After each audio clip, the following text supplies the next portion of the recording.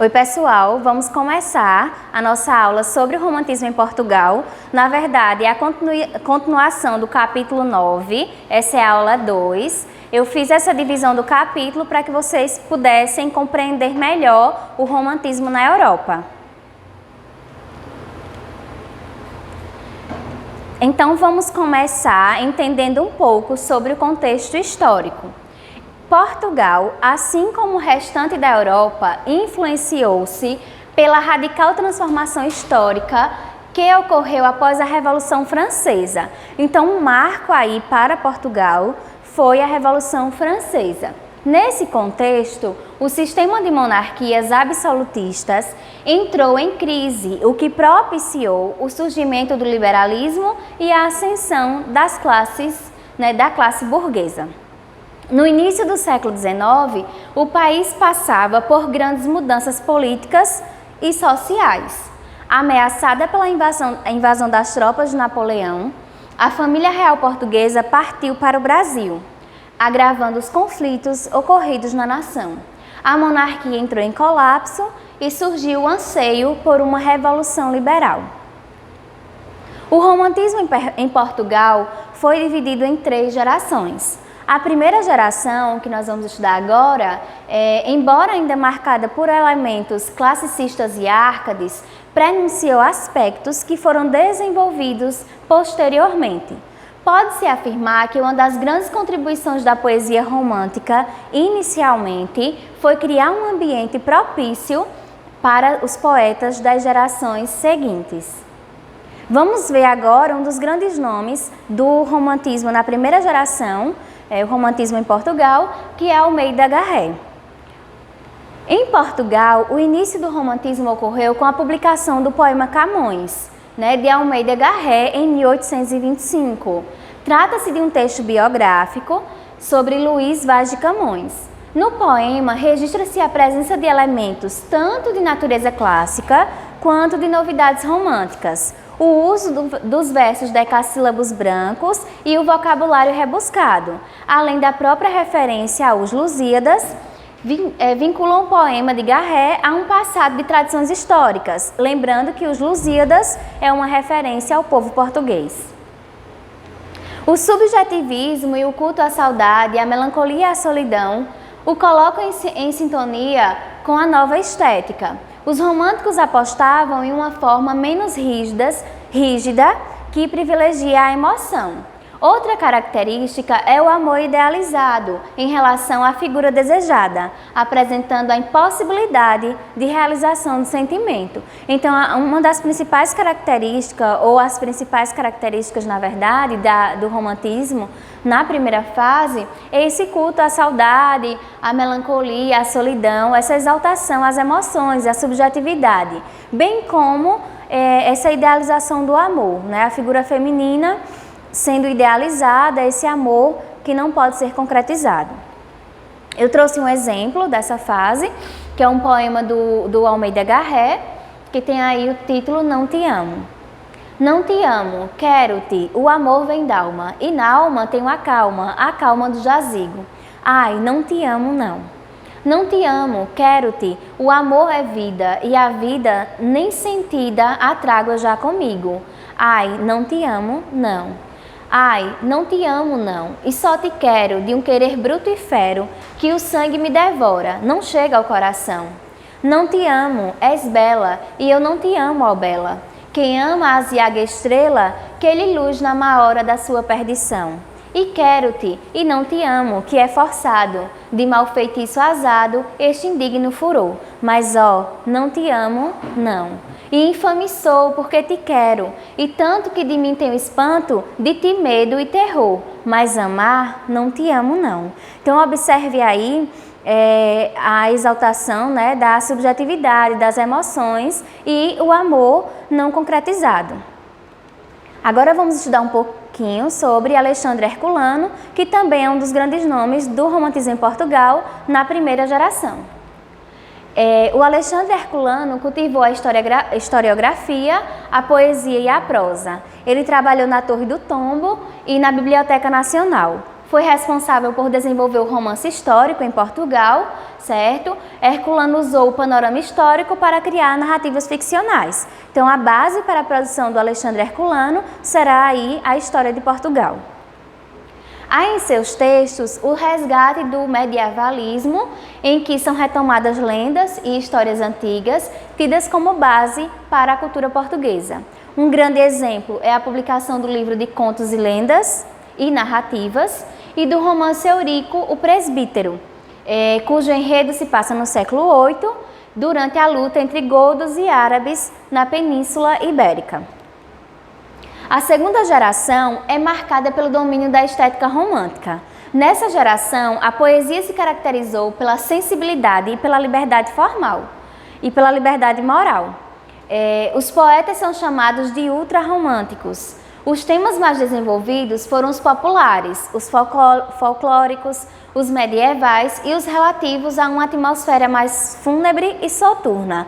Então nós temos aqui uma poesia mais pessimista, né? Uma poesia mais mórbida, angustiante, uma poesia fúnebre e soturna. É uma poesia triste. Essa é a poesia da segunda geração do romantismo, que vai influenciar também a poesia do romantismo no Brasil. E nessa fase, os poetas são chamados de ultrarromânticos. Vamos conhecer Soares de Passos, que é um grande nome da segunda geração do romantismo em Portugal. Soares de Passos é considerada a principal voz do mal do século português. Lembram que na outra aula a gente falou um pouquinho sobre o mal do século na Europa, que estava vinculado à questão da tristeza, né, do pessimismo em relação à vida e que levou muitos jovens ao suicídio. Seus poemas se caracterizavam pelo pessimismo e pelo sentimento de derrota. Esse estado de espírito contagiado pelo tédio e pela ideia de morte é uma das tendências dessa fase do romantismo. E ganhou destaque entre os jovens europeus que fantasiavam com o fim da vida como forma de libertação da realidade. A produção de Soares de Passos merece destaque pela autenticidade, resultado de suas experiências de vida. O poema O Noivado do Sepulcro é um exemplo dessa estética sombria e depressiva. Trouxe só um trecho do poema, mas vocês podem fazer a leitura completa dele no livro de vocês, certo? Então temos aí O Noivado do Sepulcro. Vai alta a lua, na mansão da morte, já meia-noite com vagar soou. Que paz tranquila dos vai-e-vens da sorte, só tem descanso quem ali baixou. Que paz tranquila, mas eis longe ao longe, funérea campa, com fragor rangeu. Branco fantasma, semelhante a um monge, dentre os sepulcros a cabeça ergueu. Ergueu-se, ergueu-se, na amplidão celeste campeia a lua com sinistra luz. O vento geme no feral cipreste, o mocho pia na marmórea cruz. Então é um poema fúnebre, né? Um poema triste, melancólico. Camilo Castelo Branco também é um dos grandes nomes do romantismo em Portugal na segunda geração. Os escritores da segunda geração valorizavam o sentimentalismo, o que levou ao surgimento de novelas passionais, que eram muito apreciadas pela burguesia da época. O autor mais renomado desse tipo de narrativa, que são as novelas passionais, no país é Camilo Castelo Branco. O amor impossível, a exaltação dos sentimentos e a obsessão foram assuntos desenvolvidos pelo ficcionista. Na obra Amor de Salvação, observa-se a exaltação do sentimento amoroso por parte do narrador. A mulher é vista como salvadora do seu coração e do seu espírito. Trouxe um trecho do romance Amor de Salvação para vocês entenderem melhor as características. Há 10 anos que vejo amanhecer os meus dias como as aves, cantando o Senhor e adorando-os como os cenobitas. Minha mulher, ao abrir-me os tesouros de sua alma, revelou-me também os tesouros da fé, as delícias da religião e a taça inexaurível dos sabores da caridade. Mafalda desaparece-me às vezes com os filhos mais velhos. Eu vou procurá-la fora de casa com os mais novos nos braços e descubro a piedosa valedora no cardenho de algum jornaleiro. a cabeceira das palhas nuas do enfermo, ao qual ela foi levar a cobertura e o alimento. Outras vezes são os meus filhos que levam seu fatinho velho às crianças, que estejam de frio, sobre o lajedo de uma cozinha sem lume. Se alguma hora falei como marido austero à minha mulher, a doce criatura respondeu-me com um sorriso. Os meus queixumes são sempre causados pela pertinácia de ela entender do governo da casa com zelo, convizinho da mortificação.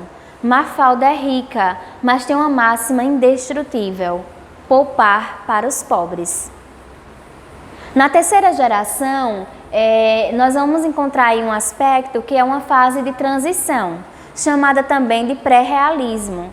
Nessa fase, há ainda a produção proveniente de um tardio florescimento literário, em que se fundiram aspectos ultrarromânticos com características que mais tarde designaram o realismo. Então nós temos aí uma estética que apresenta, além das características da geração anterior, novas características que prenunciam uma nova escola, que é o realismo.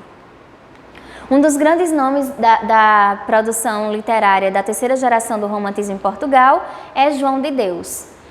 João de Deus produziu poesia satírica e lírico-amorosa. A poesia satírica é aquela que traz uma crítica, certo, gente? E a poesia lírico-amorosa, uma poesia mais sentimental. Abordou o amor como tema principal, apresentando-o por meio do lirismo trovadoresco.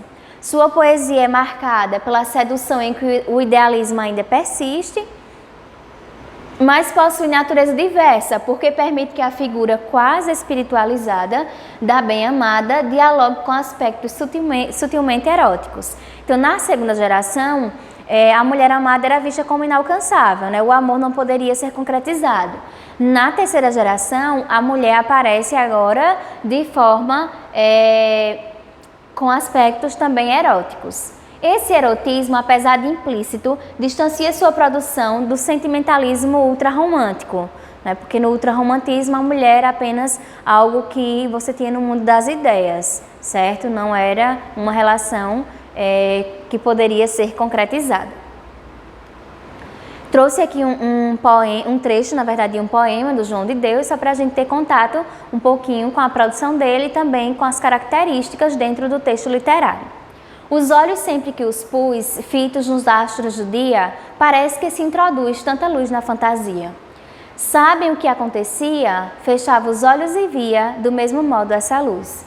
Assim foi certa visão que tive por meus pecados. Nunca uma breve impressão em meus olhos descuidados deu tamanhos resultados, que é vê-la de olhos fechados, ainda no coração. Encerramos aqui o romantismo na Europa, dando destaque a algumas as características, alguns autores e obras, certo? Na próxima aula continuaremos os nossos estudos ainda sobre o romantismo, mas o romantismo no Brasil. Um abraço e até a próxima aula.